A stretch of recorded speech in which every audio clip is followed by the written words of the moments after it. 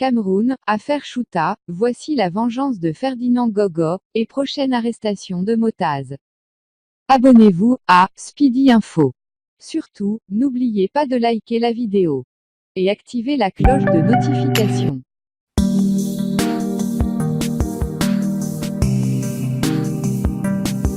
Comme promis hier, j'ai décroché mon téléphone la nuit dernière pour tenter de savoir toute la vérité au sujet de Paul Chouta en remontant l'affaire depuis la base de ce racine.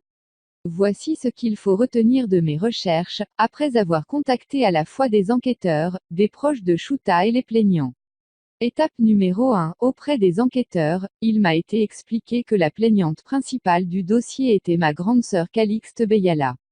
D'après le PV d'audition confrontation, il ressort que la romancière talentueuse d'origine camerounaise, ayant cumulé des prix littéraires à l'échelle mondiale et véritable patrimoine respecté partout, a été massacrée comme seul le Cameroun sait le faire.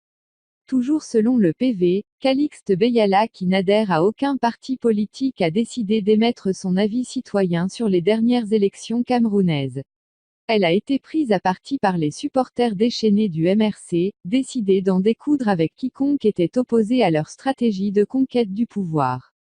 Dans cet élan, Calixte Beyala est devenue une cible importante.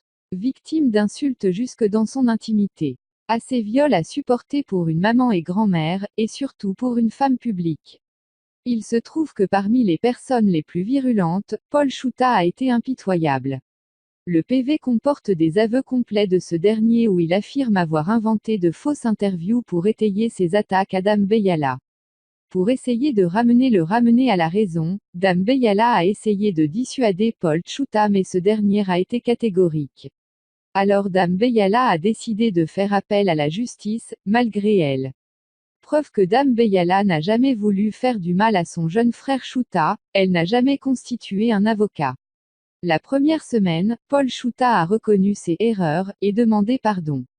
Sauf que juste après un post où Dame Beyala acceptait les excuses de Chouta, elle a encore été prise à partie par des coéquipiers MRCistes qui affirmaient dans un post très partagé sur Facebook, que la plainte de Dame Beyala était une sorte de vengeance parce que Paul Chouta aurait refusé de coucher avec elle. Trop fort pour une dame. Alors elle a décidé de maintenir sa plainte. Étape 2. Des ministres et personnes ordinaires. Le problème aurait été différent si Chouta était sorti ce vendredi-là. Mais le maintien de la plainte par Calixte Beyala et la grande agitation des « supporters » de Chouta ont informé ses autres ennemis qu'il était entre les mains de la PJ. Il y a alors eu une déferlante de plaintes. Le commissaire divisionnaire parle d'une quinzaine de plaintes convergeant vers des chefs d'accusation variés. Ces plaintes ont permis aux enquêteurs de le maintenir en garde à vue en attendant la jonction de procédure et son déferrement au parquet. Étape 3. Les autres plaignants. Le commissaire divisionnaire me dit que 4 ministres et un directeur général ont déposé une plainte. Un ministre accuse Paul Chouta d'avoir tenté de lui extorquer des fonds par chantage. Étape 4. Réseau financier. La confrontation entre Chouta et les avocats d'un ministre ont permis aux enquêteurs de remonter jusqu'à la source de ce financement des soi-disant influenceurs web, nouveau métier pour maître chanteur.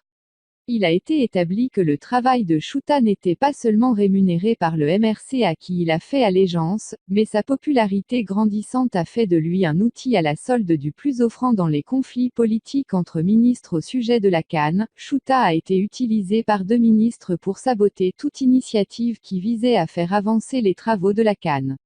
En d'autres termes, Chouta aurait perçu beaucoup d'argent entre novembre et janvier, période précédant le remaniement ministériel.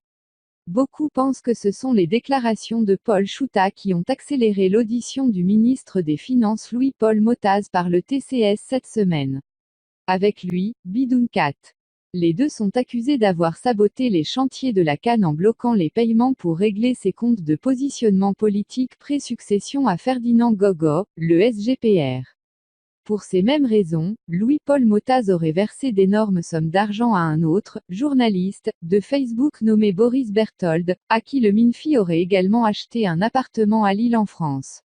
Des sources policières pensent que Motaz pourrait être arrêté dans les prochaines semaines.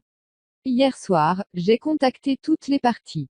Sauf Louis-Paul Motaz. J'ai échangé avec des enquêteurs, Calixte Beyala, 2 ministres, et des amis de Chouta. J'ai compris que l'affaire là qui avait commencé par un affrontement politique, entre citoyens, est devenue une affaire d'État. Calixte Beyala ne sait même plus qui est derrière. Sa plainte a été le détonateur. Les jours qui arrivent seront difficiles pour Paul Chouta.